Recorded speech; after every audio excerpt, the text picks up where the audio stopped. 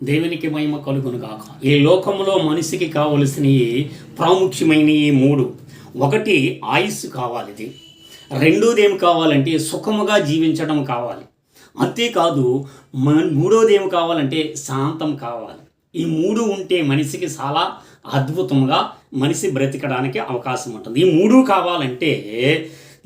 కావాలంటే సామెతల గ్రంథం 3వ అధ్యాయము 1వ వచనం కాడ నుంచి చదివినప్పుడు అక్కడ చక్కన మాట ఉంటుంది ప్రియులరా. ఈ మూడు కూడా దేవుడిచ్చేవి. అంటే దేవుడు మాట వినాలంట, ఆ మాటని మర్చిపోకూడదంట.